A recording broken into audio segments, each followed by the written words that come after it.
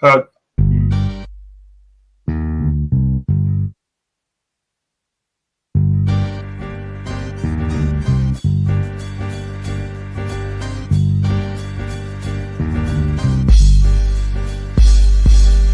Dijeron negro y todos me señalaron.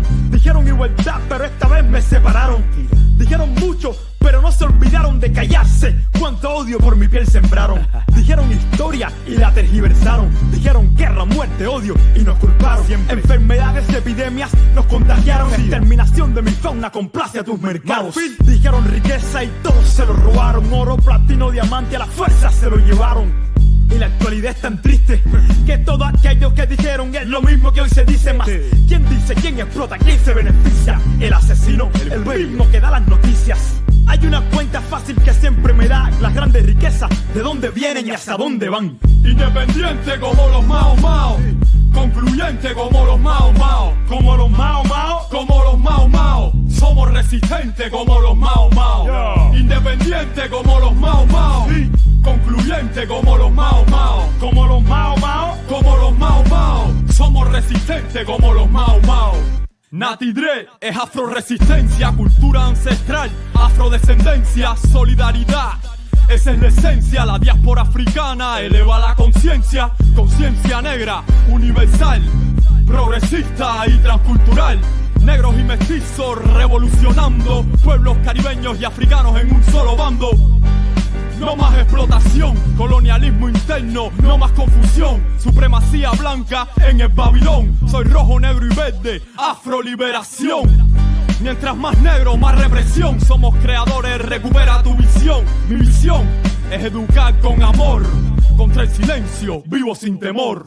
Independiente como los Mao Mao, concluyente como los Mao Mao, como los Mao Mao, como los Mao Mao. Somos resistentes como los Mao Mao, independiente como los Mao Mao, concluyente como los Mao Mao, como los Mao Mao, como los Mao Mao. Somos resistentes como los Mao Mao.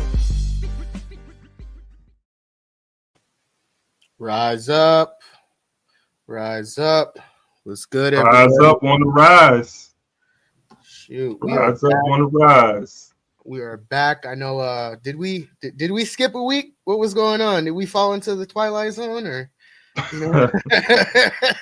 Hey, is this the first rise up of the This is, I believe, officially the first rise up of the year because no, it's my first rise up of the year. Yeah, mine as well. You know, Happy New Year, everybody. As new, you know, not really a new year. Same shit, you know, gets brung into the so-called new year. But welcome everybody. This is the Rise Up Morning Show. My name is Isaac Jasper. This is Ikembo Ojore. We are your co-hosts, one of many co-hosts here on the show. Want to say thank you for tuning in. We want to, first get down to the nitty gritty. For those that are watching right now, like, share, subscribe, share this to your aunt, your uncle, your sister, your brother, your cousin, whoever the hell you know, everybody in your context. Put this on your socials. But most importantly, if you like what you see, you like what you hear, we have a Patreon. So you can help us support. You can support us at our Patreon at patreon.com/Black Power Media Reloaded. Again, that's patreon.com/Black Power Media Reloaded. So again, we did the like, share, subscribe, did all that cheesy shit for the monetization. How you doing, Ikemba? What's going on? I know 2025 seems a whole lot like 2024, so I'd like to pick your brain about that before we get into the nitty gritty. I mean, yeah, just started, man. Ain't nothing changed but some numbers, bro. Like, but nah, and I would say though I'm excited because consciously, I feel like, okay, I'm going into something new, a new beginning, right? Yeah. Because we kind of been conditioned to, January the 1st, new year, a new start. Besides my born day, January 1st seems like that transition. But I do, try to approach, I don't wait for January the 1st though to do any sort of mental, physical, spiritual sort of development and change. I'm constantly working on myself, every day, constantly, going into the community and building. But I think it does, I utilize, the first and I guess throughout the year too, but definitely like as a time of reflection So what has been done in the last 365, and how is it going to look different in the upcoming 365? So, but I'm feeling good, man. This is the year of Malcolm X. Yes. We proclaiming it's the year of Malcolm X, the centennial, and there's going to be a lot going on around Malcolm. But one thing I hope that we do is that we take Malcolm, the person, and the ideas, and be inspired to carry on that work and get involved if we're not already involved. But yeah, man, it's a Yeah. little something to start us off with. Yeah, no, I kind of follow in those same in similar footsteps. Is that I try not to make New Year's resolutions. I try and make goals that are based off of things that have happened in the past 365 days that I know I could do better in.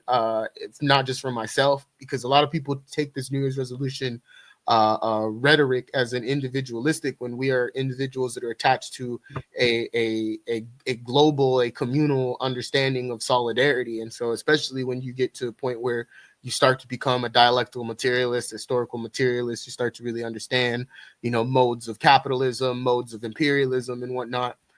You then create different, your quote unquote New Year's resolutions come from, I want to lose 30 pounds to, I want to join an organization, or I want to read a certain amount of books. Those are my resolutions, is that there's certain books that I didn't get to read in 2024 that I'd like to read in 2025, because I know it's going to help me, not just for the next year to come, but it's going to help me throughout the year, be able to continue to make that assertion, continue the analysis, and put myself on the right track for being a person that stands in solidarity with the African masses of people. Looks like Ikemba had some connection issues. There we go. Hey, when you're talking about real things, StreamYard likes like your friend. Nah, I just need a new computer. That's a New Year's resolution. Get a new computer. Hey, a good way to help us get Ikemba a new on Patreon.com. I need a computer fund. Power Media Reloaded. Help us get some new tech. Help us get to these court cases against our African, against the African people. Help us cover things. Help us get to these demonstrations. A big part of this network is not just us coming on here and showing our pretty faces and whatnot and giving you guys analysis. We like to be out on the streets. We are out on the streets, but we also know that this is a service as well. And so with that, what comes with the service is a price, is a form of a price for those that can pay it. We know that the African masses of people are one of, if not the most subjugated masses of people by capitalism. So I can completely understand if individuals can't help out. But I do know that there are people that are out there. I'm pretty sure, you're watching right now. And for those that can't, just know a like, a share, a subscribe. That's equivalent to us of helping out financially. In regards to, you do need, you needing a new computer. How does my mic sound? Your mic sounds good, and I'm actually glad that you got the mic that I requested too. Because the one that you were gonna get, I had that one before, and it was gonna run out on you pretty quick. So that's why I picked that one, because it was simple. I've seen other people use it before in the past, so I'm glad that you sound good. You sound crisp. You sound perfect. I hope I sound perfect. Yeah, I know I'm probably all the way over there. So I think I was having some issues with my wire. So I'm using different wires right now, but I was going in and out when I was recording the other day. But cool. As long as I'm sounding crisp. Yeah, you sound crisp, man. You sound crisp. I think I was gonna say something. I was gonna throw a little pun on it, but it wasn't gonna make sense. So we're just gonna move on. No doubt, man. And how's the uprisers, man? The uprisers? Exactly. The first time we back with the uprisers, man. I hope we're gonna be doing some uprising for real, though. In 2025. That's what it's about, bro. Like I love having these conversations. Something that I'm starting to become more and more comfortable with. Because I'm like the dude that like to be in the cut, not saying nothing and observing. So, I've been doing this for years, and I still feel like I really haven't come into my comfort zone. But, like now, I don't know, I'm getting a lot more comfortable with just like speaking to this damn, screen, man, speaking to this microphone, speaking to this screen. It took me a minute. I went to Dan Patrick's school of sports broadcasting, and oh really? Even then, where at, bro? I didn't know that. Yeah, that's in Winter Park, Florida. Okay. And so I've said before, I've had intentions in the past of being a sports broadcaster, and I had to kind of learn like my sense of of how to, I guess, speak on the mic and whatnot, which is really just me speaking. It's nothing different. I talk, you can even, Kimba's a person who could vouch for me on this, to say, if anything, I talk raunchier off camera than I do on camera. Hey, I told Natasha I'm going to keep an eye on you, man, and make sure that you're not cursing too much. Shout out to Natasha. Just so we're clear, yes, we are. I'm in a probationary period with Natasha in regards to my cousin. No, no, it's just a principled way of there's a better way of saying what you need to say, and I completely understand that, but I also garner the notion that, sometimes, you do need to throw in a FU or an S word of some sort. It just adds extra emphasis. It's like, I don't know. It's like, things that need seasoning. I don't know, certain things are bland, so what does it need? It needs some salt, so it's a seasoning. Yeah. It's a little sprinkling on top. But yeah. Hey, quick. I know we probably going to a break in a minute, but yesterday was January the 6th.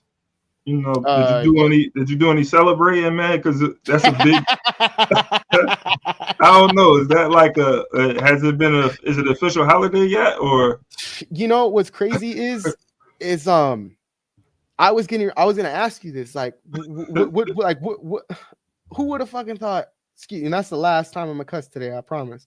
Who would have thought that 5 years from that insurrection, that these individuals would be in control? It's they're getting what they wanted 5 years ago. If anything, man, if we could take a lesson from this, you got to be patient sometimes, man. But it also goes to show you that this counter-revolutionary system that we live, or this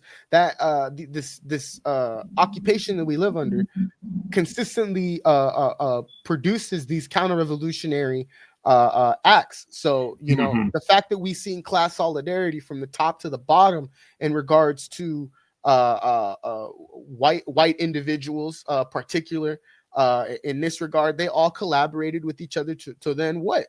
It was the billionaires. It was the people that hated the billionaires that wanted this, they wanted Agent Orange back in power. So it's a very blatant example of class solidarity from nationalists that we do not see from the African diaspora. Is that if we would just garner the energy to say we don't like electoral politics, we don't align our ideology with electoral politics, and this is what we stand for, and everybody all on that footing. We're in a deeper place than the said individuals that, the 75 plus million people that, voted for said person versus the other person. But again, that in of it itself is just a duopoly that serves the same purpose, which is, to uphold the values of imperialism. So it's it's nothing different. But again, it's an example to show, hey, every single time that they want something, they go out there and they come on a class collaborative, class suicidal stance as well. And they make it happen. The counter-revolution of 1776, the counter-revolution of 1836, Jim Crow, Emancipation Proclamation, which again was the transfer of the ownerships from the slave owner to the slave state. So again, it wasn't a freement of slaves, and I think people misinterpret proclamation. That whole proclamation. Abraham Lincoln in of himself was at the same exact time was actively asking for Africans to be expelled, and was writing letters to certain areas that have been colonized already to send us away. Even at one point, trying to send us off to Madagascar. Stuff like that. Like this is whole ass history that is not told. And people look at Abraham Lincoln, one, as an individual who quote unquote freed the slave and free the slaves. It was a transfer. Okay. What came after that, was sharecropping. What was sharecropping? Another version of fucking slavery. I had a Dr. Katrina Hazard on my network 2 years ago, actually. And she talked about her grandfather literally living under sharecropping, being a sharecropper. He was essentially a slave still. And that just was daunting, because then I started to dig into my own history, and I'm like, well, my great-great-grandmother, talking about stories when I was little of her hands and having scars and whatnot. And it was because she used to pick cotton in Texas, in Abilene, Texas. These are whole ass stories that live up to the 1930s, which is why, we have a Juneteenth, and whatnot, and why we celebrate, that holiday. So it's just a lot of history, man. It's not taught. And one, a network like this is vital, because you can get it. You can get resources like that. You can get history, but most importantly, there's a lot of work that needs to be done. And I think we've seen examples of settlers, come together in many forms that us as the indigenous population, the African diaspora, have yet to muster that type of ability yet. And in any chance that we get, we allow imperialism to topple us, essentially. I think the time is right for us to get that. It's now that we have, I guess we should call him Agent Orange, but this Agent Orange. But yeah, like again, like when those contradictions are heightened, it becomes a force, a mobilizing force, I think, for African indigenous people to come together on the basis of common interests. And you had brought up the counter-revolution earlier, and I'm finding it hard to breathe. I think somebody's smoking a cigarette. But that's that's another story. I digress. In the house? In the house? Hell no. You got. I'm sorry. Yeah. I feel bad for you right now, because I can't stand. I'm having what is that, like a phantom pain? Like I'm over here plugging my nose for you. I can't. It's hard for me to like breathe, but let me stay focused. You mentioned like this counter revolution that took place. If you recall, for the state, was it a revolution taking place? No, but but still, this counter though to any sort of progress, quote unquote progress, because the revolution is overturning the system, and I don't think we're quite there yet in regards to just like the masses being on the same page in regards to we needing a new system. The whole reform thing, the whole fight for inclusion thing, that can't be our ultimate objective and goal, to assimilate into this system.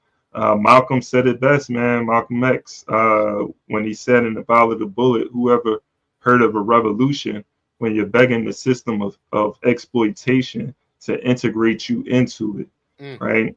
And this we have to embody that. When you really think like that, everything you doing is to dismantle the system, not integrate into the system. You're thinking of ways of how I can get away from it, right? How I can, dismantle and destroy it. So, when we talk about Malcolm, if we really trying to carry on that legacy, if we're really trying to carry out his program, these are the sort of ideas that we have to attach ourselves to, latch on to. But just really quick though, that was an important point that you brought up though. This coming together, white people have done this historically when it comes in the interest of not class but of being white, right? In the interest of having the privilege of being white in this system that's dominated by those who call themselves white. And it was at that time that you had the rise of there was these movements, there were these revolts that were taking place, right? Rebellions that were taking place across the country as a result of what happened with George Floyd and Ahmaud Arbery, Breonna Taylor, and there were things that was just like leading up to that as well. Under a Trump presidency, these weren't isolated incidents, but I think during that year, that because this happened, correct me if I'm wrong, all of this happened during election year. The election was 2020, right?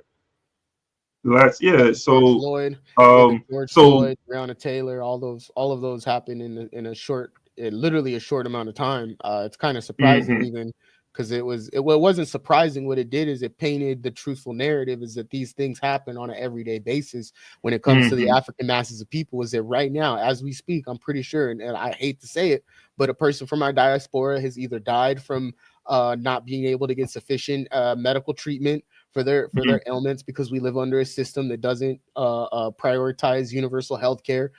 Second to that would be is that we have inflicted by U.S. imperialism, black on black violence, which I mean, Amos Wilson flawlessly goes over that. In regards to that, we have on top of all that toppled police brutality, police violence that happens in our communities. Pretty sure right now there's a brother from the diaspora that's getting the shit beat out of him by a police officer. That's just a fact. These are facts that we have to carry with ourselves and understand. And I think during that time period, it was a glaring example of the truthful narrative of how Africans have to live under an imperialist system. Is that look, Breonna Taylor gets shot in her own home. Manipulation so much so is festered into that case that the officers get off scot-free and then get nobody goes to jail for that. Nobody goes to jail for it, but they sure as shit gets a book deal and everybody gets to go back to their lives. They then try and blame the boyfriend for the whole entire situation when the boyfriend had nothing to do with it. So again, you also have to understand too, that it's legal for cops to lie to us. It's by law, it's legal for them to lie about even having evidence. So if you're believing right now that even Luigi Mangione is the suspect, you are far gone. Okay, because they could lie and say that they have evidence on somebody just so that they could make sure that the media makes sure that the narrative stays clear is that the cops are doing their job when they're not. Malcolm X, we're in the centennial. You're going to get a lot of Malcolm X this year from Black Power Media Reloaded.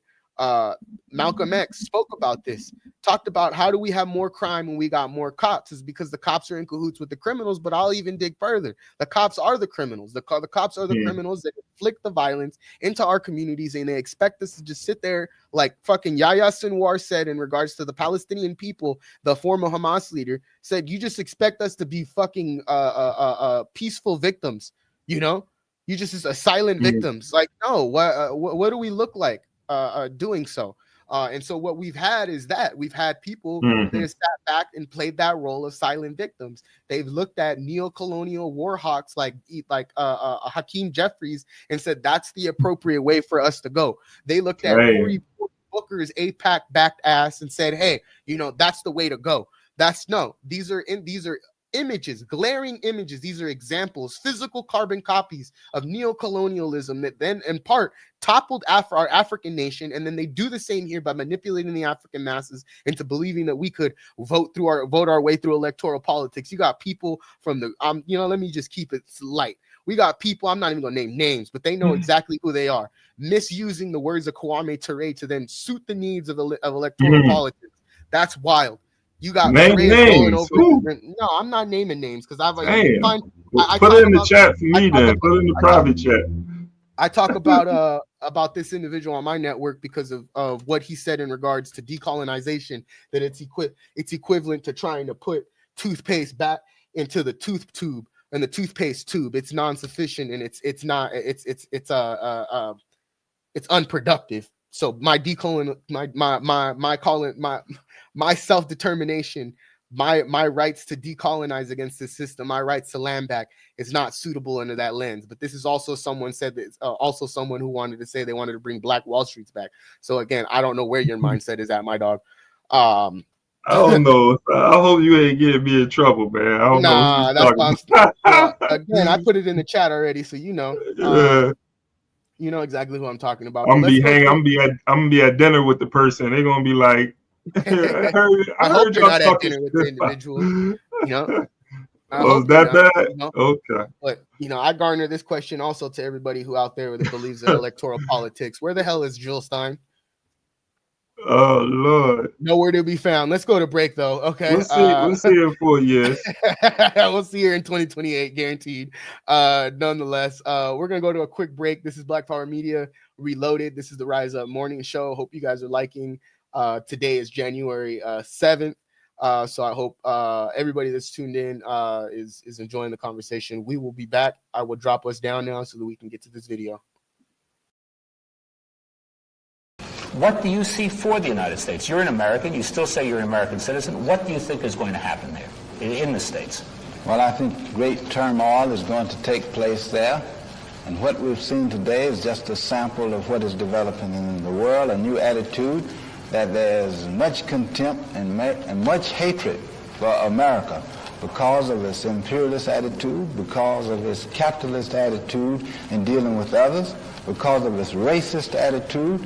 And people in the world are beginning to get tired of this. And more they're beginning to complain. And more they're beginning to see the United States as the devil power of the earth. And not only the people outside, but our people inside, the black people, are beginning to see America as serving serving as the devil, to make life miserable for the good people of the world or the struggling peoples. So I can foresee the day when, unless America changes, and unless it changes soon, it is going to be completely destroyed. It's going to be wiped off the first face of the earth, because it is impossible for a nation to serve the devil and to do such evil to others and exist. And it was Abraham Lincoln himself who said that a nation divided among itself cannot stand, and America is divided.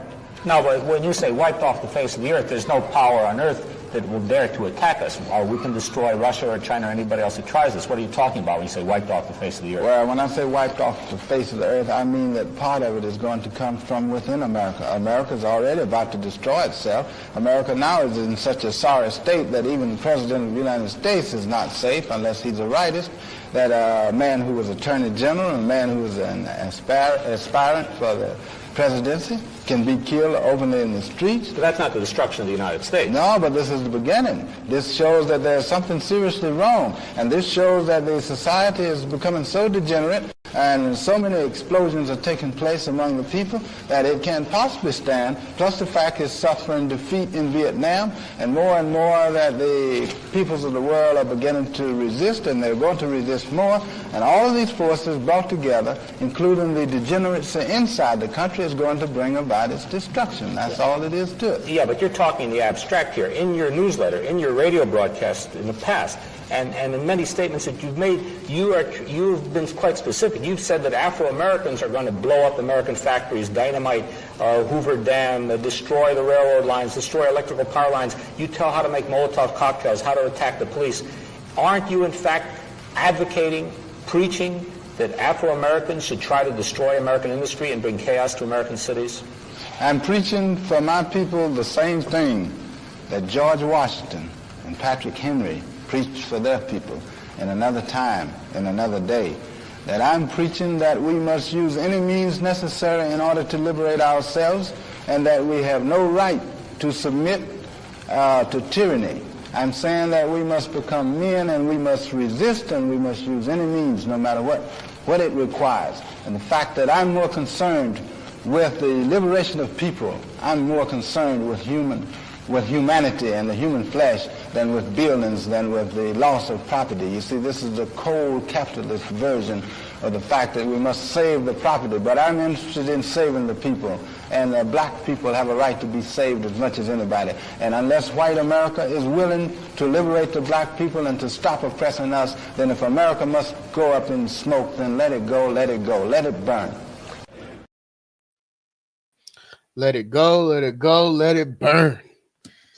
Man, I'm still No sending lies, that to him. no lies detected. But you want to know what's funny is you want to know how like that man was just sitting there gaslighting him, trying to make it seem like anything that he was advocating the African masses to do equates to anything that the imperialist system has done in its whole entire existence. That's the blasphemy of it all. Is that as soon as the African masses of people want to start self-determinizing for themselves, wants to start putting themselves in a position to really start making change for themselves and actually justifying what it means to self-determinize, they always want to come in, they always want to step in and be like, oh, well, that's violent. That's not violent. That's called defense to your violence. See, you misinterpret the term just like you do everything. Okay? You misinterpret life. You misinterpret thought. You misinterpret even everyday thought and speeches and whatnot, vocabulary. You misinterpret on a universal level what it even means to be a fucking human. Okay? Like so everything that the gentleman was saying, and that's like my first encounter with the individual. I'm actually going to look them up. So if you could put in the private chat the name. That's Robert F. Williams, though. You heard the name before, right? Yeah, I've heard the name before. Robert F. Williams. Now I have, yeah. But yeah, everything that was stated there, again, no lies detected, and you won't find any lies when it comes to our decolonial analysis. Is that decolonialists, anti-imperialists leave no stone unturned, and that's the process. That's the process of which we get to. No stone unturned. We have a historical, dialectical, material analysis of the world, of a worldview, and dictate that through the lens of our ideology or our methodology towards the means of our true ideology and where we want to put ourselves forward to.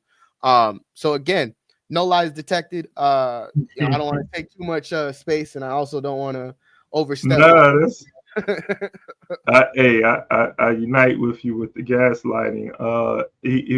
It reminds me too, like the sister Tamika Mallory, when she was speaking about this was during the uprising of 2020, and she talked about the concern how people were more concerned about Target and some of these other institutions or like buildings, basically saying the same thing, and she just voiced how she wasn't concerned about the property, because that's what we have in this capitalist society where the bourgeois is more concerned about this damage to property than they are with the damage that's being caused by their systems, by their economy, on the lives of African people and other colonized people in this country and around the world.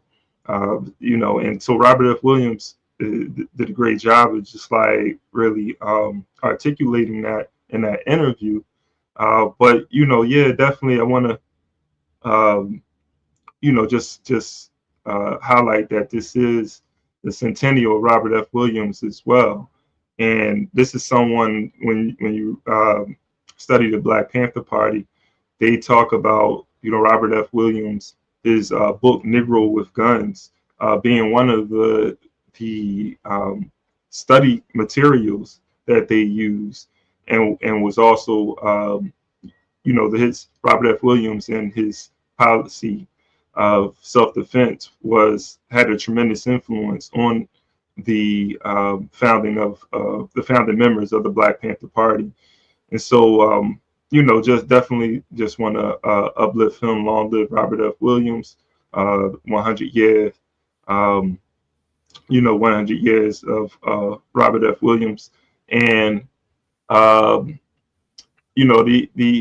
other there was another thought I had about I lost my thought, but definitely make sure if you're not familiar with Robert F. Williams, just speaking to uprisers, anybody that tap in, make sure you look at him, because he was also the provisional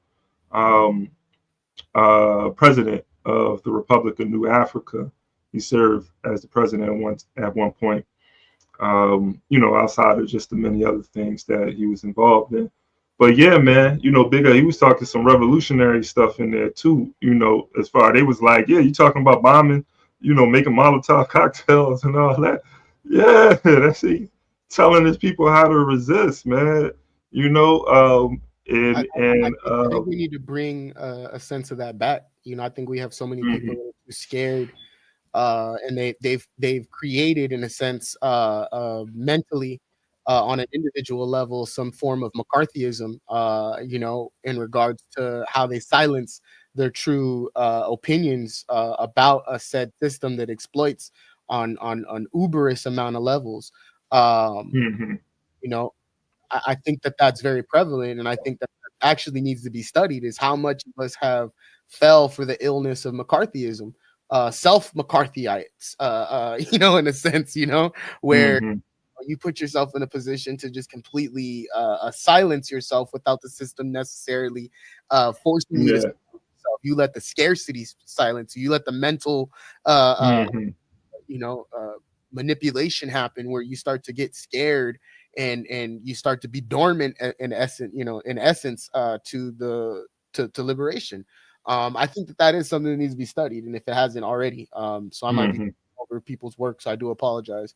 But yeah, that's a very if you could send that to me, please, because I think I'm gonna post that on a Blue Sky, um, and whatnot. I'm gonna add it to a list of centennials, or a list of dates, like the January 1st and whatnot. I want to start getting into that on my Blue Sky. But no, thank you for that. We got an article though that came about, and me and you, before we started recording, we were having a laugh at it, because it essentially was like, oh, you ain't gonna pay us, you gonna pay us the money you owe us, we're gonna Yeah. pay you.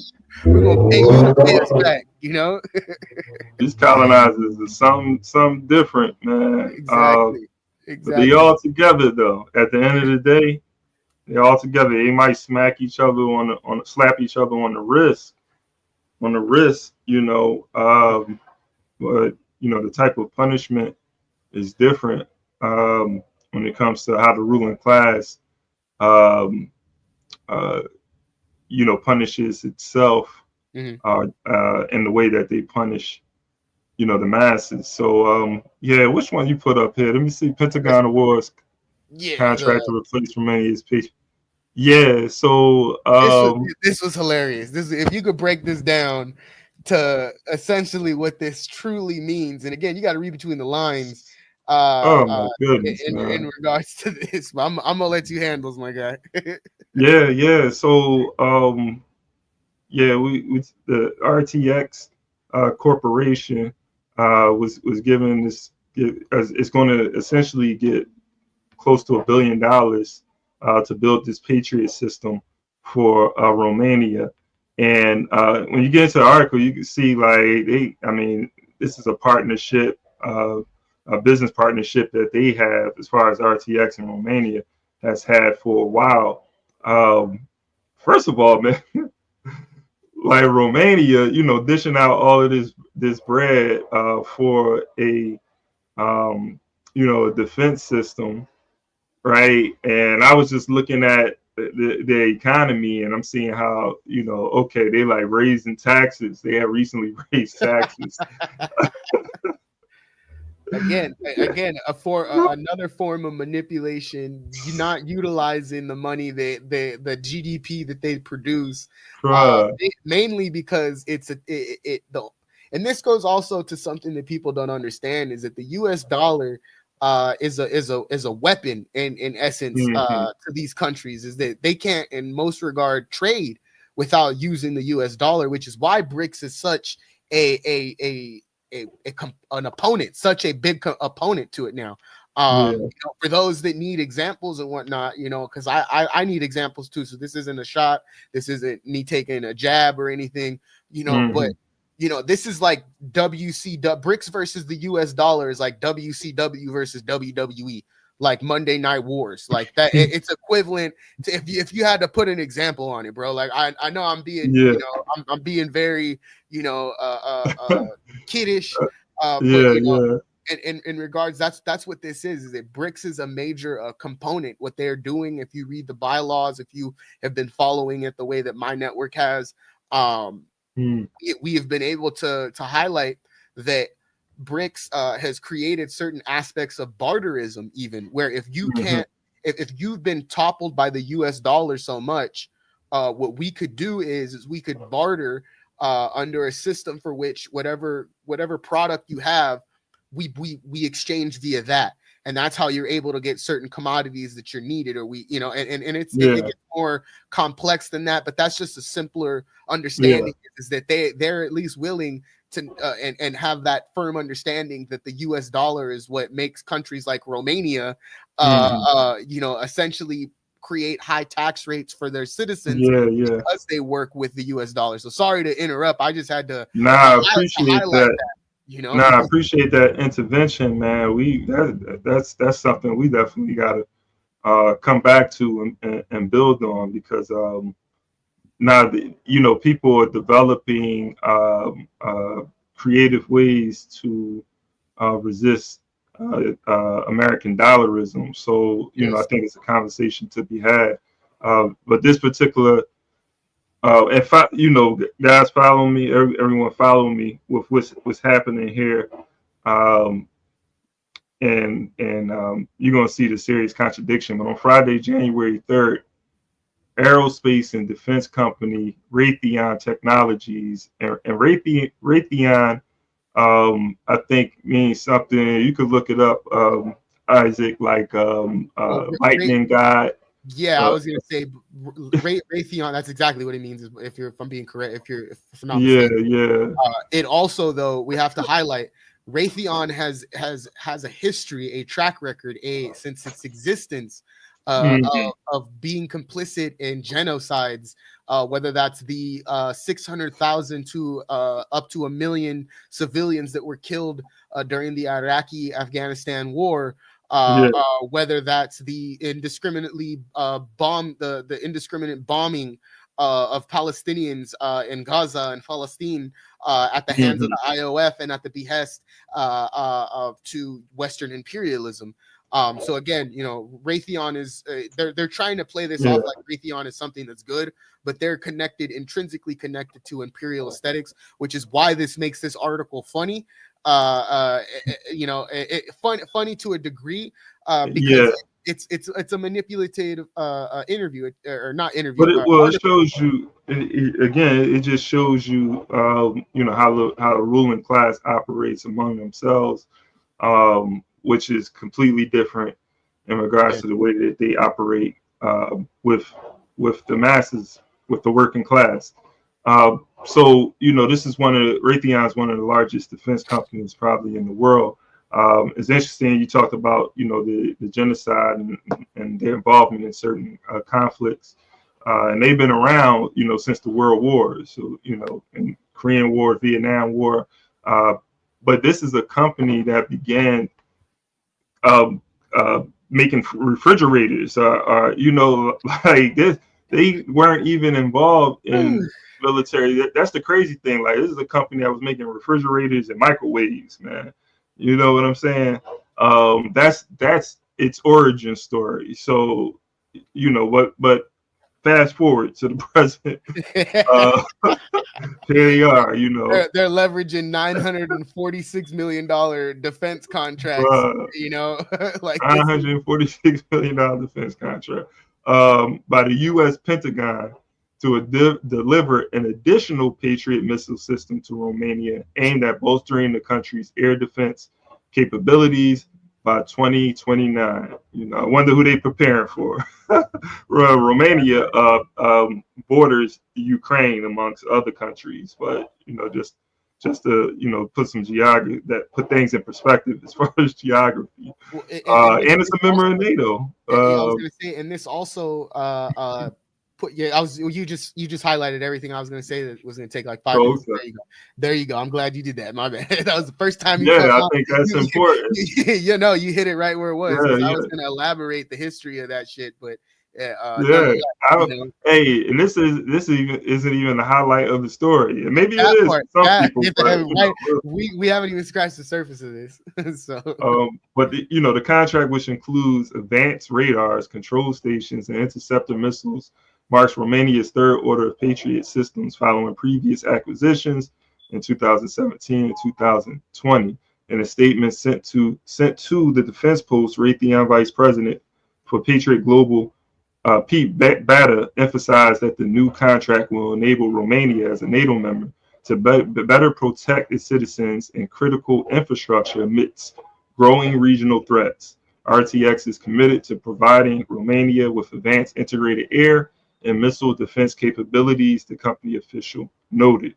Romania signed a USD $3.9 billion agreement for 7 new Patriot air defense systems in the latest available configuration, along with several hundred interceptors. 3.9 billion, Conrad? Like, again, they're part of NATO. So what we have here is NATO bolstering itself. Again, the administration that's getting ready to take place on January 20th, the same administration that advocated for the January 6th insurrection 5 years ago, it has said on numerous occasions that they want to continue to send money to Ukraine. They want to continue to send money to agitate Russian borders. They want to continue to send money to Israel to then continually do what they have been doing for 76 years, which is indiscriminately bombing portions of West Asia and aiding and abetting in the continuation of imperialism in West Asia, the manipulation. So again, this is just another sign of them using $3.9 billion that could easily use to wipe homelessness off of the map, easily be used to create an infrastructure for which universal healthcare exists, where we can get universal base income because we live under a system that has bound us by consumption and capitalism. Whether that be $3.9 billion to end starvation, whether that be $3.9 million invested into education. These are all things that they don't invest in. And what we see is a bolstering of war, a bolstering of continued sheer aggression abroad, with a term or with a name only suited for what it does, which is imperialism. No, absolutely. Absolutely. I appreciate that, man. That commentary, much needed. Hey, let's go down to where Ukrainian president. This part right here is the part. Yeah, we just finished it off here. Volodymyr Zelensky thanked Romania for providing the Patriot system. I think every country that truly helps us with air defense, I especially thank Romania for the Patriot. And we can achieve even greater effectiveness. We can completely end Russian terror by downing Shahed drones and missiles in cooperation, he said in early October following a new Russian airstrike. Again, like just going back to this $946 million contract. And I don't even know if we should have started it off with this story at first in regards to just like the two stories, because it probably would have, actually it doesn't matter. But when we look at, this contract that they got, just a year earlier though, RTX, and it's not the first time there's been a series of, the Department of Justice have brought up several charges against RTX over the last several years, which they have been found guilty of, or they paid out of court. They settled with paying a fine. So I don't know, like once they pay the fine, because from the reading that I did, it was sort of like to stop from stopping the Department of Justice from I guess like going further with the charges against them. They just settled with a fine. So I guess that means like, okay, we're not going to bring these charges up if you do this. Show us the money, and then we'll stop pursuing this case. It's crazy. Like this is stuff they can't write a better script in Hollywood, I think, man, when it comes to this. But so, the serious contradiction with this is that the RTX was found found guilty of like leaking secrets to China, Iran, and Russia. They also in the past few years, have been found guilty of bribery. Say that again. I was gonna say, is there an article? Is this the second article that you're referring to? Because I only it's two. Yeah, I put it in the chat.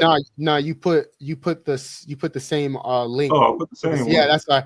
Yeah, that's why I'm like confused. I'm like, okay, I'm like, this is the same link. Okay. I was like, because you kept mentioning RTX, and I'm looking down the list. I'm like, there's no RTX mentioned in this. Okay. My bad. Yeah, brothers and sisters. There we go. Okay, share this and said there. See, that's better. This is what you're talking about. Okay, that's why you pulled the other one up first. I was gonna lead with this one. Damn, my bad. So yeah, damn. I'm gonna take that. I thought I put them both in there. It's all good. But this is, prior to them receiving this $946 million contract, why didn't they just make it a cool 950? They might as well just made it a smooth 950 just to even it out, right? So I guess they was like, nah, you're gonna have to give us something. The government like, nah, you're gonna have to give us something. You know what I'm saying? Because with that would be $4 million. So they basically have to pay $4 million, or they, that's a net loss of $4 million. If there's even any money exchange, like what? Exactly. I mean, you know what I'm saying? So this is a story from October last year. Defense contractor RTX agrees to $950 million fines to end bribery and fraud allegations. Again, like why? I mean, to end it, if any, our black behinds would be, first of all, we probably wouldn't be playing this kind of money, man. But it don't even matter. If it was $1,000, I'd probably be in jail, man. Right, $5 you'd be in jail. Even if it's a month, 2 months, like, you know what I'm saying? Or I'll be paying some fine that, I have to work my butt off and give my whole check to for the next, year or so. But yeah, so, defense contractor RTX, formerly known as Raytheon Technologies Corporation, yes, that same company, agreed to pay more than $950 million to resolve allegations of foreign bribery and inflating federal contracts. The company was previously charged with conspiracy to violate the Foreign Corrupt Practices Act and conspiracy to violate the Arms Export Control Act. The company entered into 2 separate 3-year deferred prosecution agreements with the U.S. Department of Justice and federal courts in New York and Massachusetts. As part of the agreement with Massachusetts, RTX admitted to engaging in 2 separate schemes to defraud the U.S. Department of Defense. According to the DOJ, employees had given fraudulent information to the U.S. Army, which in turn led to the DOD paying $111 million more for contracts for Patriot air defense missile systems in 2013 and a radar system in 2017. Hey, I ain't. You hardly gonna ever hear me advocating for somebody to go to jail unless it's these colonizers, man. Right? No, man. Put somebody behind bars, because my man, spoke about it earlier. We got Darrell Mickles in New York City, who was shot for fare evasion. Not saying that was, of course, there was like some things that led up to it, but the fact that these officers were following him, harassing him, shooting Darrell Mickles with a electric taser. They tased him, right? The fact that they did all of this over $2.90, and he's sitting in jail right now after these police officers opened fire, shot him, shot another police officer, right? You even shoot your own police officer, and then you shoot 2 bystanders. As a result of like $2.90, you was going crazy, going hard for these $2.90, and here we are, these guys defrauding, bribing, defrauding, and with a fine that's this high, that something bad happened. Like this, if you talking about close to $1 billion, that sounds like somebody should be going to jail, man. If your fine is that high. but they're able to pay it off. I was reading how RTX, they said they set aside $1 billion. Just They because set aside $1 billion just just because in they case. knew just because they knew some shit was gonna happen, it was gonna pop off. That's again, this goes to what Malcolm X classified as this isn't a democracy, this is a hypocrisy. The fact that again, a brother like me, you, or the brother that again didn't pay the $2.90 fare to get on the subway, where we don't have this privilege, this pathological understanding of life. We don't have that. And it's it's a glaring example, one of many that we can go to, that companies like such, which we all know through the Citizens United versus FCC, which is a court case that literally leverages for billionaire companies, corporations, to spend billions of dollars to win elections. This is nothing that is riddled in lies. This is truthful. So it also sets an example for us to another example, a fact rather, is that we cannot look at these corporations as not entities of the government, because again, they are essentially what would be considered, someone said it before and I'm drawing a blank, but they we have three branches of government. Well, the corporations are the fourth, and they sit up at the top and the helm, and they do that trickle down economic gesture. They are the squires, the puppeteers, for that said legislation, the said executive branch that then is controlled by the judicial branch, that then is controlled, by the legislative, that controls the legislative branch. They all work in tangent, in tangible efforts to make sure that all of this stays afloat. So to me, this is hilarious because it goes to show you, one, you set aside $1 billion because you knew this was going to happen. Goes to show you that we live under a system where they're allowed to even predict the future, or even in essence, lay out a future that is detrimental to the economy, it's detrimental to humanity, and it's detrimental to the globe and of it itself, if we had to put a firm physical example onto it. Again, Billy just got $1 billion. It's like, come on. Like, yeah. And the fact that was defined, it's like y'all dictated what y'all was going to pay in order to make it all go away.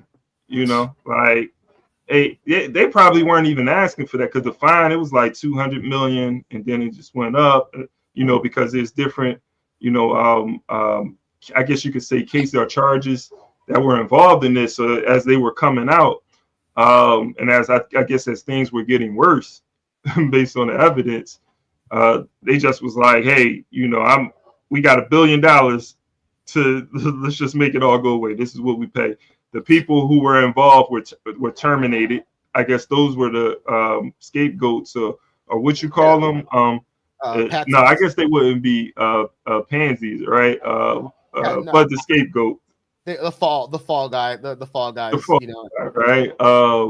So, but no one goes to jail, man. We see people get locked up for petty crimes all the time, but because they have the money, they could just throw their money around. So, again, I mean, we know that there's different sets of rules for the working class and the ruling class, but this is why we must, resist. This is why we must, dismantle the system that we are a part of, because we need a more equitable system, man. We need a system where everybody is treated the same, despite their abilities, despite their skills, and nobody, because you don't have a certain status in society, you sort of are pushed to the margins, and you don't have the same are given the same opportunities as someone because of where they went to school, or because how much money that they come from. Like, those sort of things need to be broken down, man. But these are examples of that. I can give you a million more, and I think like this is something I'll start doing too. It's just like bringing these stories to light, because I know I mentioned it before, but I come across stories all the time about corporate malpractice, man, corporate corruption here in the States and around the world. So this, I would like this to be more of a narrative, so it doesn't look like, the working class are the ones who are always committing the crimes, man. Because that's every time you're on the news, is something that, that is happening in working class communities, things that crimes that are being perpetrated on one another, but they never expose like those people who are creating these conditions, man, these impoverished conditions, who are oppressing and exploiting people, and how we work. Every day we work hard just to put our money back into the system, and still, we find it difficult to, pay the bills, pay rent, no matter how hard we're working. But yeah, man, there's a lot, man. But I just wanted to definitely just expose this sort of thing where, these people they get fined $1 billion, but turn around, the government gives them $1 billion contract. Like, it goes to show you that the corporation. Where's the punishment? There is no punishment. Again, this is like you borrowing money from your big brother and him adding on like 50% like extra. So like it'd be like me asking my brother for $200, which I can't, mind you. And saying, hey, let me borrow $200, and he'd be like, okay, if I give you 200, you're gonna have to give me 250 back. And it's like donation. It's like, hey, we've been giving you all these contracts, you've been making all this money. We need you to do us a solid, man. And go build these Patriot systems over in Romania. Nah, we ain't doing that. Nah, you okay. Gonna have to pay us. Okay, all right. We're gonna find a way. Guaranteed. But no, this is a part right here that I was was just kind of reading back and forth, because this also holds another example of the how West Asia falls for the same exact trap that Romania falls for. With Qatari military officials between 2012 and 2016 admitted to engaging in bribery schemes. These are the same court documents filed in New York against RTX. The company employees admitted to engaging in bribery schemes at a high level with a high level Qatari military. Also Qatar, if you watch Al Jazeera is Qatari media.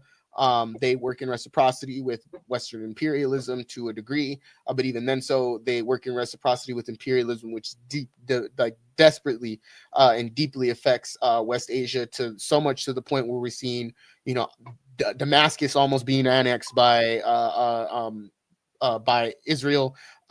Israel trying to annex the Golan Heights, which both are regions that belong to Syria, for their greater Israel expansion project that they talk about, that all these evangelical televangelists talk about, these white televangelists, even people like T.D. Jakes have talked about greater Israel and whatnot. So it's again just another example to show you that Raytheon, just like Western imperialism, has its hands in everything. Did you want to continue with this article, my guy?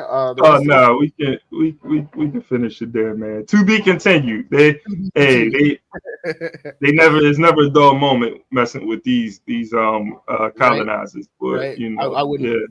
There's some information though that dropped yesterday that I think is we could try and make a connection to it, because there is connections there. It is still a neo-colonial construct, just as much as America with 3 cases. But we've seen that Justin Trudeau has resigned as prime minister. So the prime minister of Canada is essential to like a president.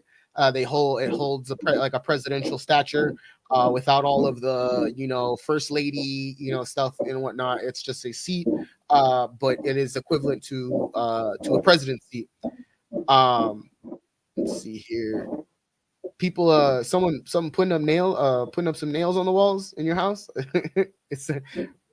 Oh no, it's snowing outside. You hear that? Yeah, I hear that. Yeah. This Somebody shoveling outside. That's the one. Wow. It must be this microphone. I don't know. Like, that's crazy. Yeah, yeah. But nah, it snowed a lot. So yeah, someone's shoveling outside. Yeah, no worries, no worries. I was like, someone nailing That's something on the crazy. wall or whatever. But again, as reported by Press TV, Canada's Prime Minister Justin Trudeau resigns, suspends Parliament till March. Now I want to focus on the till March part because I think that was by design. As stated in the article, it says right here, Canada's Prime Minister Justin Trudeau has resigned, suspended the Parliament, and has suspended Parliament till March. Trudeau has said on Monday that he was stepping down to allow his party to choose a new leader, as he suspended Parliament until March due to political deadlock. It says right here, he said he would remain in office until the Liberal Party can choose a new leader, and that Parliament would be prolonged or suspended until March. Right here, end quote. This country deserves a real choice in the next election, and has become clear to me that I am having to fight internal battles. I cannot be the best option in that election, he said during a press conference Monday. Trudeau's unpopularity among Canadians has become increasingly dragged, and his party's fortunes ahead of federal elections later this year. And again, I just want to emphasize that he's not the popularity vote one in the Indigenous community because he's a fucking settler. But secondly, Canada is going through the same thing that the U.S. essentially went through, which is that they are on the rise for democratic, patriotic, national fascism, whatever you want to classify it under. And so I think what he did is that he essentially he put his party in a position to where they're going to choose someone that's going to be his successor, but is going to fall under an alignment with the Trump administration and how they advocate and leverage for wars to be fought abroad. For those that don't know, Canada is complicit in the genocide of Palestinians just as much as America with 3 cases. They are neo-colonial constructs. They are occupations in of it themselves. And so again, I just wanted to highlight this because this happened yesterday. That to me is big news because it lays out the floor for Canada to essentially do what essentially happened here, which was class collaborated effort of settlers putting someone in power that then suits the needs of continuing neocolonialism, domestic and abroad. So yeah, I just wanted to highlight that. You got any thoughts on this? No doubt, man. I mean, I really got to look into this more. But the U.S., Canada, Britain, they represent that 3-head monster. They always, seem to go the same way when it comes to foreign policy for the most part. Because they're brothers and sisters at the end of the day. Canada and the U.S. were an extension of the British Empire, right? And it's when I was in Canada when the quote unquote so-called Queen transition, and they had their flag half raised, and I guess like in honoring the I don't want to say the person who the so-called queen of Britain, the monarch or whatever, man. I would like acknowledging it. I would call Queen Alexander the Terrible. Damn thing, man. That person who they think is the queen ain't really, you ain't the queen or nothing. But yeah, that connection is still there. Those are their Britain, that's the mother and father right there. But I gotta, definitely look more into this. It's interesting what you said in regards to the Trump administration getting someone in to align with Trump. I think that coupled with the fact that Mexico's president, which also Mexico is a settler national state as well, that indigenous people are subjugated to caste systems there just as much as I am as an indigenous person here. I'm subject to caste systems, so much so that, I mean, even Ikemba is a victim. Everybody that's in the chat that's from the African diaspora that is indigenous is a subject to the said a different version of the same caste systems interpreted to inflict harm onto the indigenous populations and the indigenous populations that they forcibly brung here. But we see that, like, Mexico's president, she's not backing down. Like, Trump was like, yeah, we're going to impose taxes onto Mexico. She was like, bet, I'm not waiting for you to get in the fucking office to do it, so I'm going to impose taxes on you. Mike Waltz, which is a person that's been slated, I think, for his not Secretary of Defense, but I think National Security Advisor, has advocated on many occasions that he wants to go into Mexico and start Xing off all of the cartels. That's literally terrorism. That's literally that's an act of war. And she's stated, I have no problem, she said, with advocating for bolstering the military in hopes of a war that you want to perpetuate on our borders. We are, again, this is another stoic example of history where we see that America or some other something has triggered Mexico. This is oddly reminiscent to in a weird way. It's kind of like in a reversed way. During World War I, we had Kaiser Wilhelm, who was, the Kaiser of Germany, that was advocating for Mexico to invade America during World War I as a to be counterintuitive to World War. So again, all like, this is all historical knowledge that is prevalent. And so what we're seeing now is that Mexico has taken a principled stance against Israel, against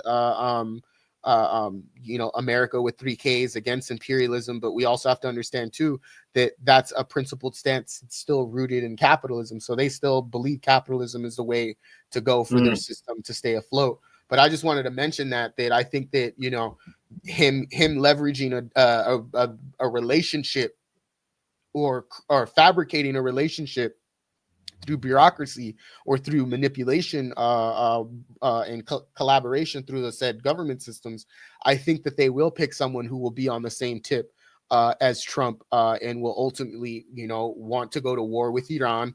They'll want to continue the exploitation of Palestinians abroad in Palestine, continue denouncing the self-determination of indigenous people here on the occupied territories of Turtle Island. I think it's all connected. And I think him stepping down is just, again, he's done what he's possibly could for neocolonialism as a neocolonial war hawk himself. And I think now he is not the person who's willing to take it to the next step. So he's not willing to do it. So they're going to get someone else who can. But yeah, that's my interpretation of the story. Of this story. Break there, man. Now I'm tapped in. Now I'm tapped in. You got that sip of coffee, that cup of Joe hits you. I got. Yeah, I'm gonna have to, do some investigation, man. I appreciate you bringing that all out, man. This is, I think it's important though to read the signs, man. Because I do the same thing. When it comes certain, I'm focused a lot more on Africa, what's taking place on the continent, and foreign policy is in regards to that. Though I look in other places too, but I like that, you being tapped into Canada like that, right on the border, right next to us. And I do spend time in Canada as well. So I take I take a page out of Gerald Horne's book, which is you gotta read everything. You gotta read what's going on everywhere to get a full rounded. And most times you get a better understanding of what even goes on in domestically here from outside news sources, which is where I tend to be at, where I tend to fester in those neck of the woods. But yeah, no, I think we stated this. That this was going to be something that we bring into the new year, which is a well-rounded analysis of the situation, less opinion, more more of the principled speculation that should be that we should always speculate about the system. We shouldn't believe a damn thing that this system says. And if you do believe what the system says, and again, you're again, you're not in the right place. And Nah, that's for just, sure. to keep it real simple and not to be disrespectful. But no, do you think we should go to a quick break and we got some Let's do it. we still got some things we need to talk about. We lost some elders, lost some musical elders, lost some political activists. But most importantly, I think there's some things we could talk about. I know that I wanted to shout out my article, but I just feel that's a little narcissistic. I don't, people can go and read that. I don't know if you wanted to get into that either too, because we wanted to keep it a little short today, but the juices are flowing. Yeah, I like I mean, the we vibe, can so. let's go to the break and then come back with your article. We can finish it off with that. Okay. All right. So we're gonna until then, we're gonna play. We got so much backlog. You had a Malcolm X one that I just, for the life of me, I continue to watch over and over. Which one, man? Can't go wrong with X. X is the answer. It's like 7 minutes. I hope I didn't delete it out or delete it out of here. Oh, I might have got rid of that one.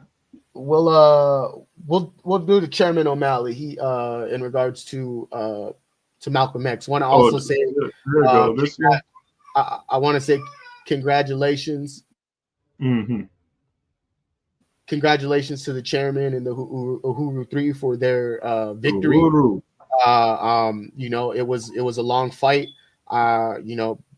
Really hope, moving forward that the work continues. I know it will continue. But yeah, until then, enjoy some words from Chairman O'Malley Shatella. This is Black Power Media Reloaded's Rise Up Morning Show. Hope you are tuned in live. And in effect, we'll be back.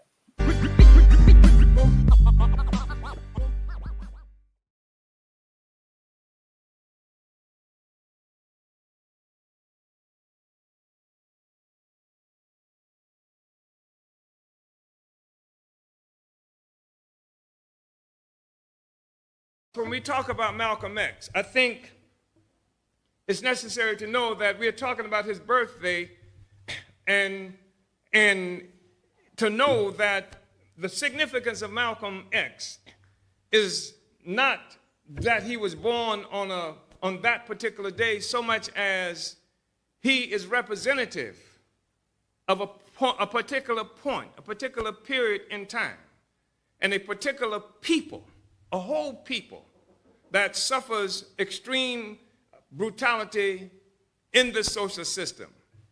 Malcolm X, most of us know, was born on May 19, 1925.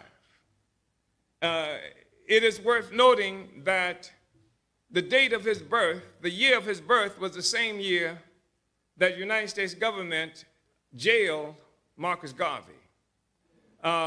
Malcolm X's father and mother were followers of the movement led by Marcus Garvey that was called the Universal Negro Improvement Association and African Communities League. It was a movement that raised the slogan, Africa for Africans, those at home and those abroad. It was a movement that recognized that black people stretched across the globe were in a condition that was imposed on us by external forces, by hostile forces, by Europe, by white power, by America, and that our future had to be one that resulted in coming to power on our own terms. We have to be a self-governing, free people. And it is the family that Malcolm X was born into, at a really important time. I mentioned this was the year that Garvey was jailed, which is to say that it was a year of extreme repression in this country. That was 1925. We can go to 1915, the so-called Red Summer, at a time where whites initiated violent riots in particular cities throughout this country, murdering scores of African people. In 1921, the United States government initiated the first aerial bombardment in the Western Hemisphere, military bombardment. And that was bombing in Tulsa, Oklahoma, that destroyed African community and black businesses. It was called Black Wall Street. It had become so successful, 1921. So it was an extremely tumultuous period that Malcolm X was born into. He was born just a few years after the success of the Russian Revolution, where a few years after the end of the first imperialist war that people refer to as World War I, there was an incredible transformation that was happening throughout the world. And World War I was a war that was fought by various white powers to redivide the world among themselves. And it was a brutal war.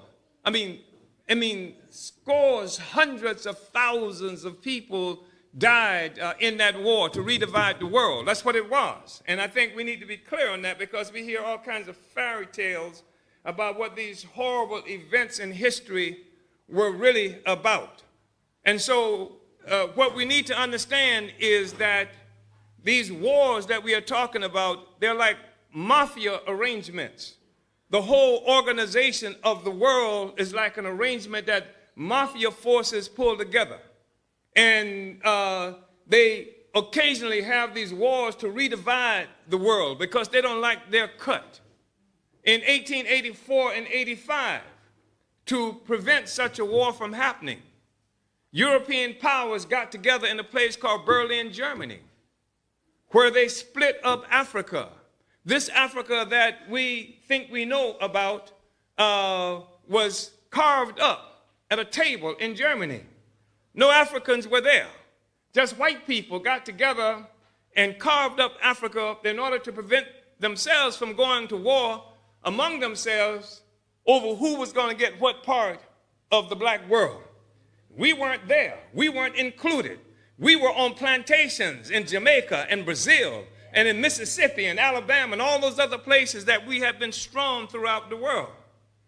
And so there has been this history of Europe going to war with each other, redividing the world. They don't like the arrangements. After a few years, then they go to war again, redivide the world. That's what happened with the second imperialist war. Germany felt like it got a bad deal after the first imperialist war. And it kicked off the second imperialist war, again, to redivide the world. We were told, and we get taught this nonsense in our classes, that the war was fought for democracy, etc. That's what we get taught. But how in the hell can a country be fighting a war for democracy when lynching is the national pastime in the same country? How in the hell could America be fighting for democracy when the national pastime in the country was killing black people?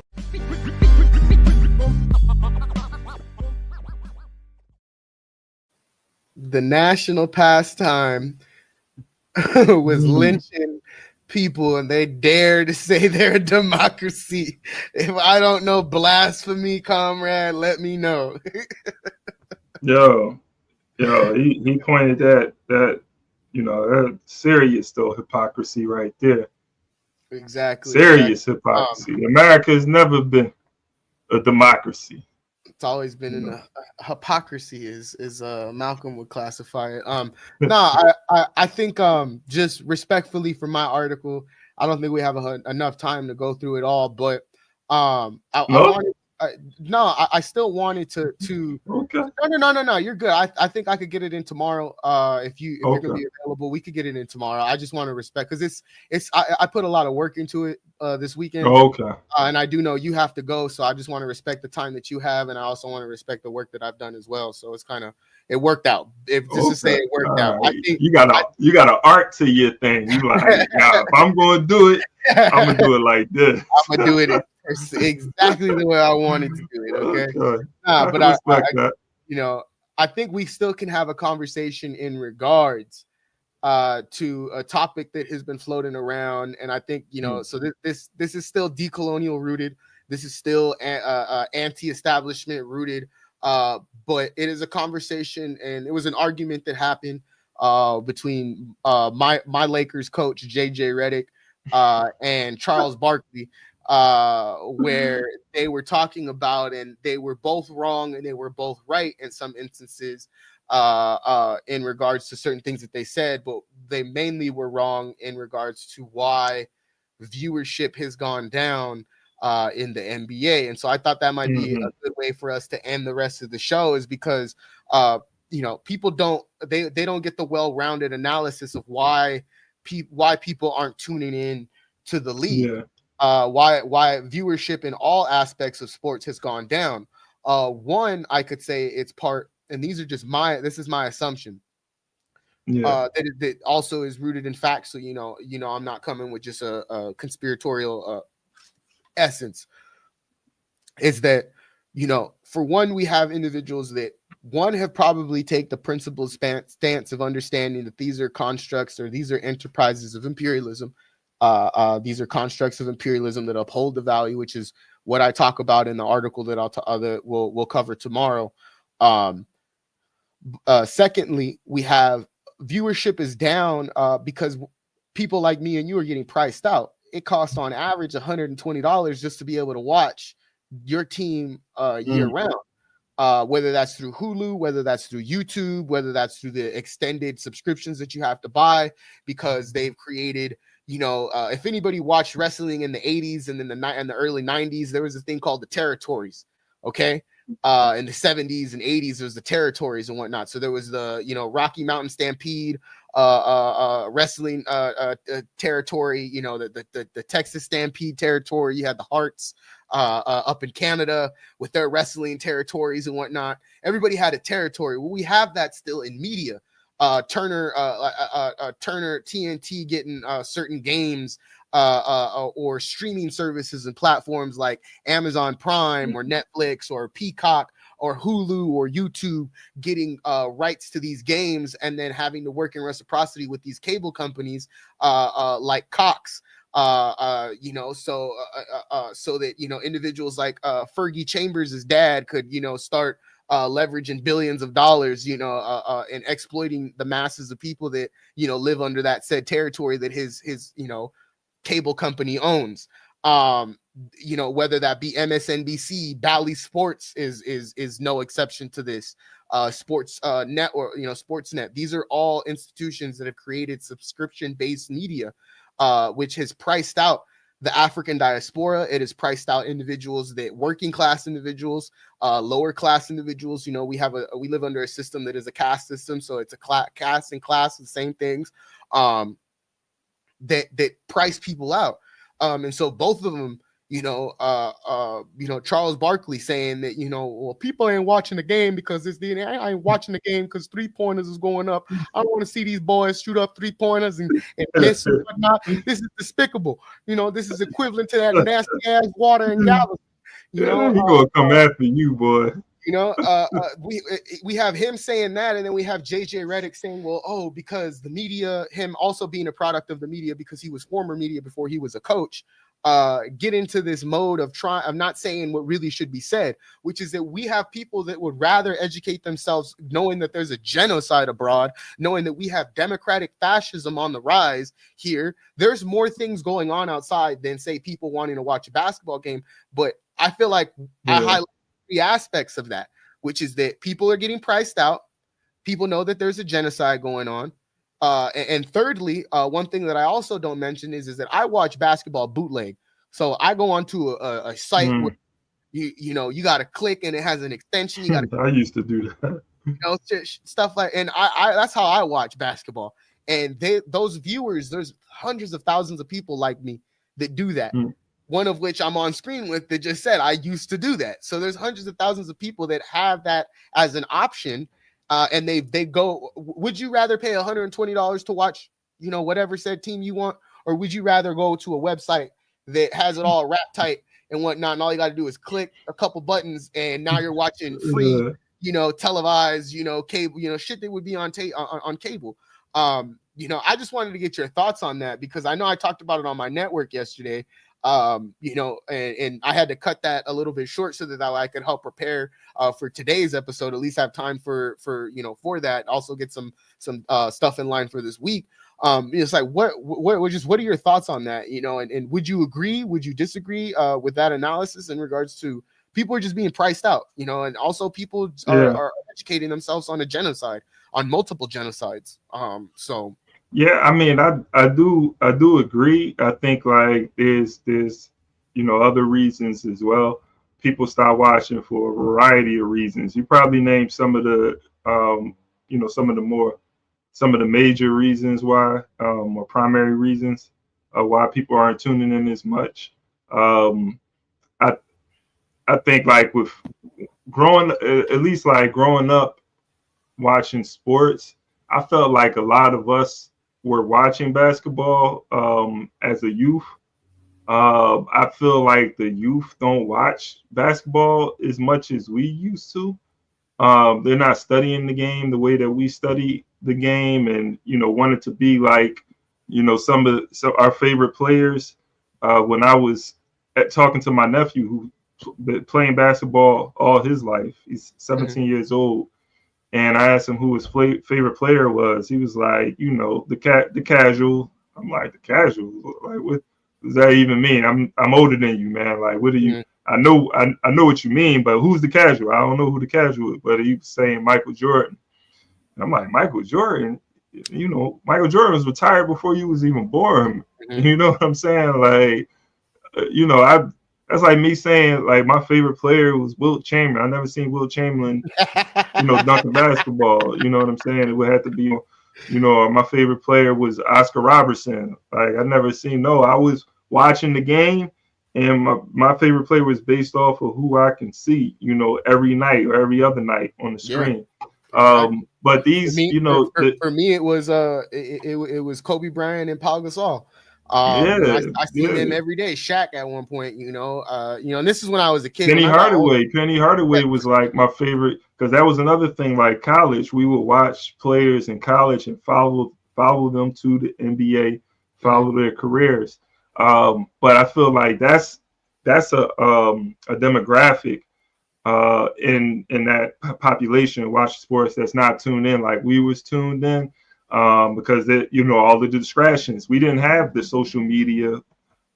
We didn't have YouTube, Instagram, like all of this stuff, TikTok, none of that. You know what I'm saying? I mean, we barely had the internet. I didn't have the internet in the 90s. Hey, I had a flip phone until I was like 16 years old, or not even that. Until I turned 18 is when I got my first smartphone. When I first officially had my smartphone, which means that I grew up on if you want to get to that letter, you're gonna have to click it 1 or 2 or 3 times text and whatnot. That was the era that I grew up in.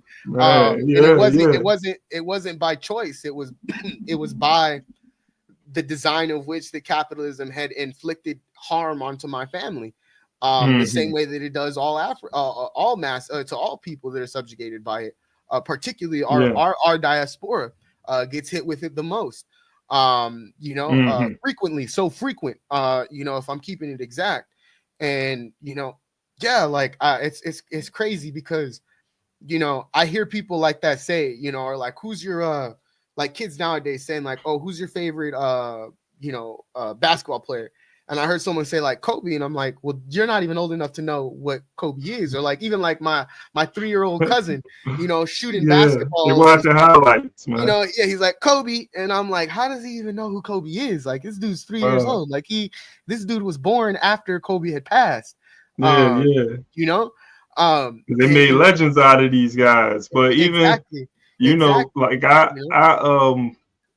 you're aware of who my favorite player was growing up, like Larry Bird. I was big Larry Bird, but Larry Bird was still playing. Like he was still playing, and I don't know if it was like some highlight. I don't know how I became a fan, to be honest, but it must have been something I seen. It probably was his passes because the guy could pass his butt off. So he probably did something crazy. And I was like, yo, this dude is all that. You know what I'm saying? They said homeboy used to drink a 12-pack like a game and like still be able to go out the next night. Yeah. And it's like nothing. That's a different type of energy. You know what it takes too, or at least, what it took for me when it came to all sports. It was something not necessarily, I didn't need to know their whole game.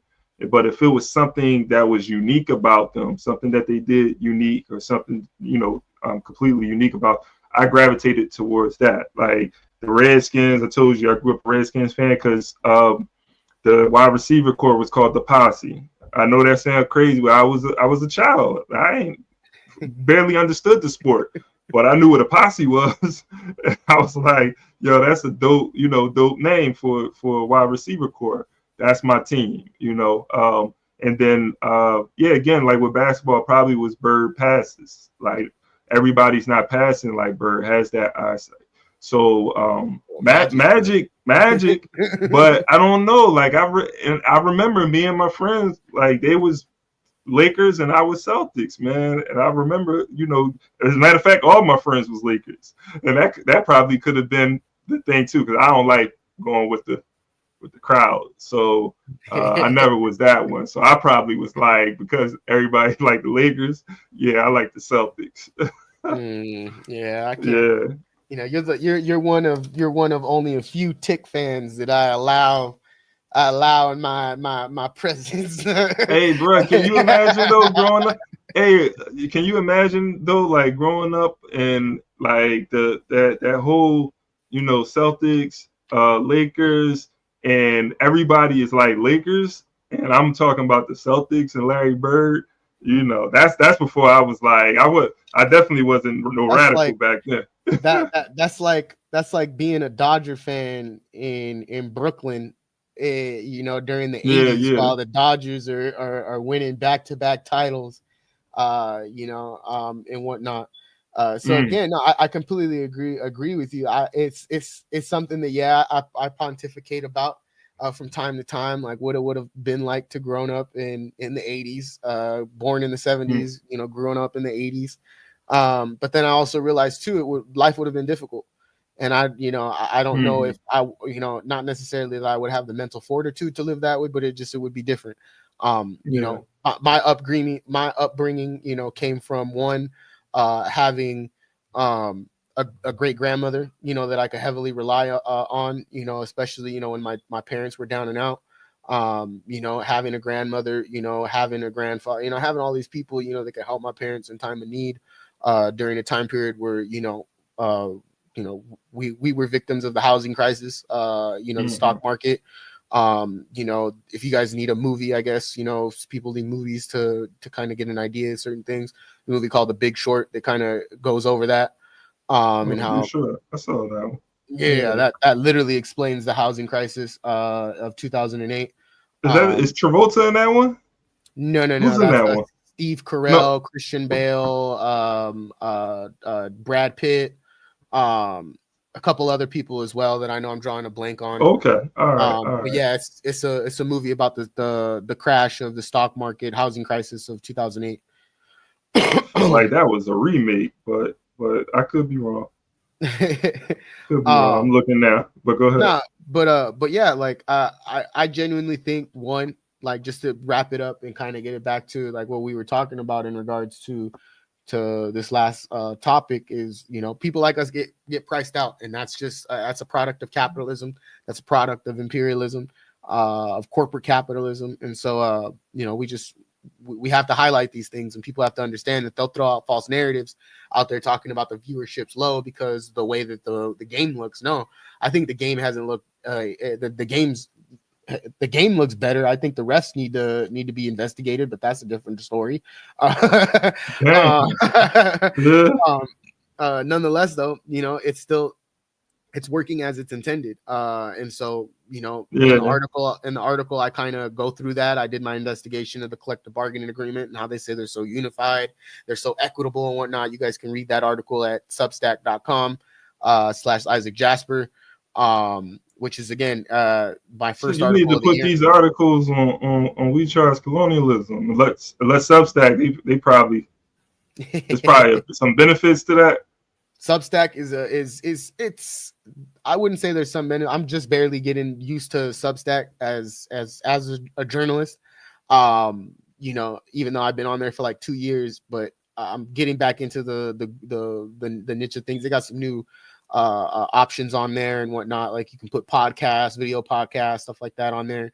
So I'm definitely it is something I think We Charge Colonialism should get on heavily, because you guys do some great work and you could get some viewers. Nah, but I'm saying you can post your articles on We Charge Colonial.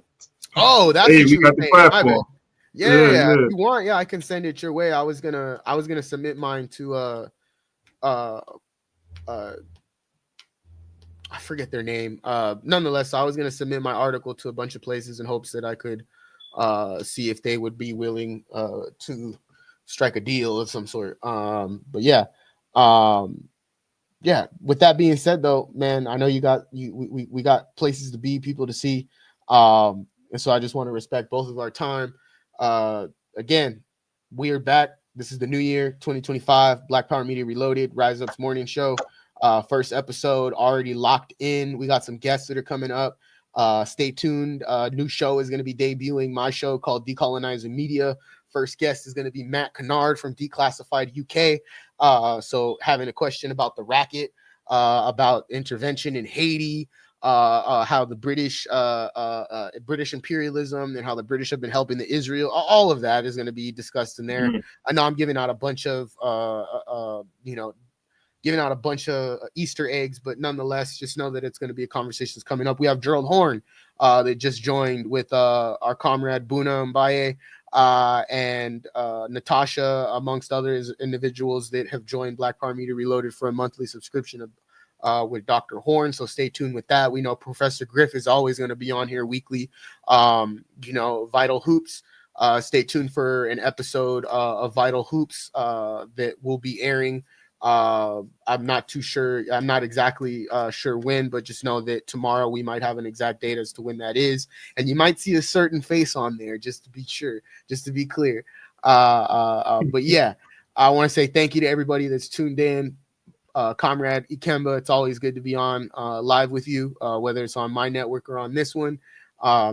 To the viewers, if you like what you hear, you like what you see, and you want this work to continue, the one of the ways that you can help out is one, liking and subscribing and sharing, ring that notification bell, all of those. But most importantly, we have a Patreon.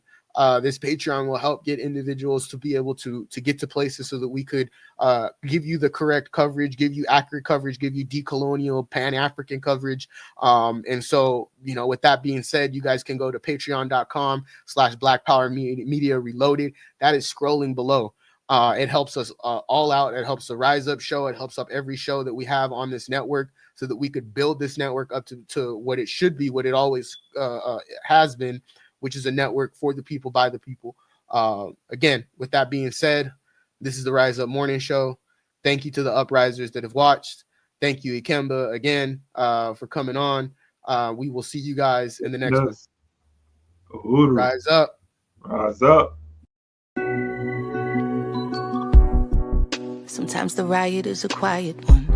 Well, the battle is to love yourself and function in society where voices of reason are muted by anxiety, like gaining notoriety is selling your soul. So we tend to go no deeper than the shallow water level, trying to keep us overhead in the face of all the slurs and the stares. Mentally frozen, paralyzed by fear of failure and success. So we lock, stock, barrel, running while it's crumbling. All these towers and they're babbling, but the baby's in the bath and the stash under the bed on my head, spinning from the circles and the puppets and the strings that they pull. Then we move. Reactionary warfare never produces winners on the field. Feeble and foolish. What tools and what weapons are we using? We need some new ones. Real revolution. It's real solutions. Well, we've taken on the ways of the ones who conquer with their guns and religion and division. Got my inner me looking like my enemy. Real revolution. Well, my inner me really a mirror for the galaxy. New time, brand new paradigms, new contracts to sign. They thought that this would all be televised, though it's happening right before our very eyes. It's on the inside, with their guns cocked. When that rock drops, standing on the rooftop, praying that the mountaintop can live inside the valley. People tell me the reward is somewhere off in heaven. like heaven's only in the sky, like chariots are swinging, like God is something separate from yourself, from your wealth, from your lover, from your neighbor. Oh, your savior is coming in your own name, coming with the face the same. Real revolution, it's real solutions, where we've taken on the ways of the ones who conquer with their guns and religion and division. Got my inner me looking like my enemy. Real revolution, where my enemy is really a mirror for the galaxy.